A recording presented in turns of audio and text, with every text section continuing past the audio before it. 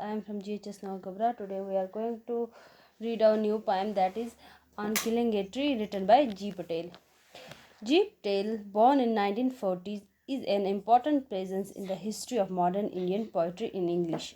जी पटेल 1940 में पैदा हुए थे और उनका इंडियन पोइट्री में होना एक इम्पॉर्टेंट प्रेजेंस है उनका इंग्लिश पोइट्री में. He is a poet. वो एक पोएट थे, play right and painter. Play right भी थे, ड्रामाज वगैरह भी लिखते थे, प्ले वगैरह लिखते थे और एक पेंटर भी थे, as well as doctor by profession. और क्या थे वो? डॉक्टर थे. बाय प्रोफेशन वो डॉक्टर थे. He has written 3 books of poetry. उन्होंने 3 बुक्स पोइट्री की लिखी हैं.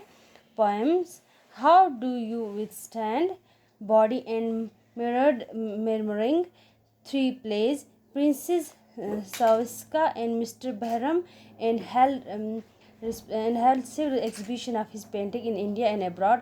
उन्होंने ये वाली 3 पोएम्स भी लिखी और ये 3 प्ले भी लिखे और उन्होंने बहुत सारी उनकी पेंटिंग की भी एग्जीबिशन भी हुई हैं, इंडिया में भी हुई हैं और अब्रॉड और बाहर भी हुई हैं, बाकी कंट्रीज़ में भी उनकी एग्जीबिशन पेंटिंग की हुई है. He lives in Mumbai. वो मुंबई में रहते थे. He held his first show in Mumbai 1966. उनका पहला शो मुंबई में कब हुआ? 1966 में हुआ. And went on to have several major exhibition in India and abroad. और उनके बहुत बड़े बड़े एग्जीबिशन पेंटिंग के इंडिया में भी हुए और अब्रॉड बाहर भी हुए. Patel participated in the Menton Biennale. उन्होंने पार्टिसिपेट किया मेंशन भीमेल में भी. In France in 1766 India. और फ्रांस में कब किया उन्होंने? 1976 में किया. Myth and reality Oxford in 1982. Contemporary Indian art Royal Academy London 1982 में. ये सब जगह पे उन्होंने पार्टिसिपेट किया हुआ है. Growth of a tree. Let's start poem. Growth of a tree is a long process, but killing of tree is longer process. ये पोएट बोल रहा है कि एक दरख्त को, एक ट्री को बढ़ने में बड़ा होने में बहुत ज़्यादा टाइम लग जाता है. वो एक लंबा प्रोसेस है.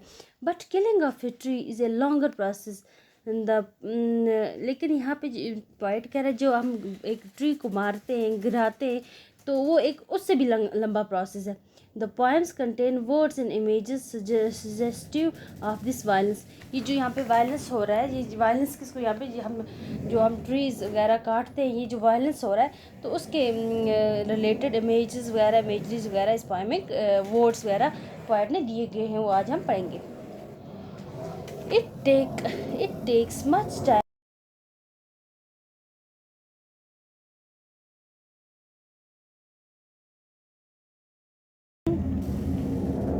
It has grown, slowly consuming the earth, rising out of it, feeding upon its crust, absorbing the years of sunlight, air, water, and out of its leprous hide, spouting leaves. Poet क्या बोल रहा है यहाँ पे? Poet बोल रहा है it takes much time to kill a tree. मतलब हम एक take much time to kill, एक हमें बहुत टाइम चाहिए होता है एक ट्री को किल करने में, मारने में, गिराने में. It can't be done with simple job of a knife. एक छोटे से नाइफ, एक सिंपल काम ये बिल्कुल भी है. हम एक छोटे से नाइफ से उठा के, चाकू से उठा के ट्री को काट देंगे.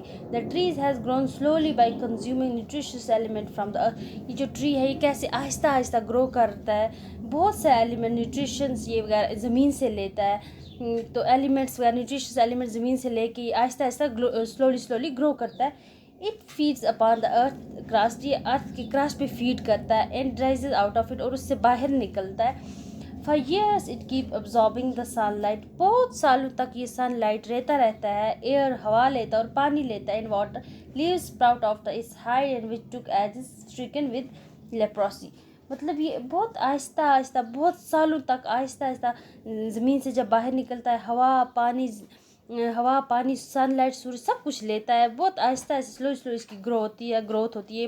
ये प्रोसेस बड़ा लंबा प्रोसेस है.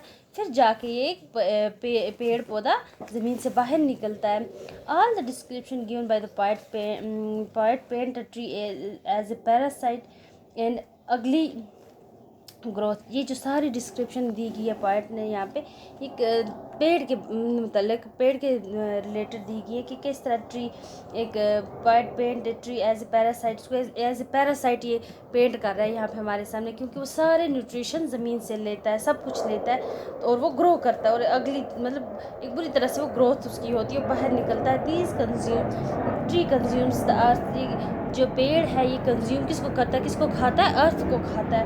It eats up the earth nutritions element, क्योंकि ये सारे अर्थ के न्यूट्रिशंस एलिमेंट खाता है, इसीलिए ये एक पैरासाइट इसको कहा गया है, क्योंकि सारे एलिमेंट्स ज़मीन से लेता है। It seeds upon the earth crust, और ये किस पे seeds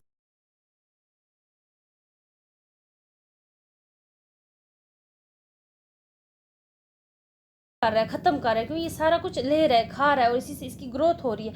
leaves sprout out of the leper's hide.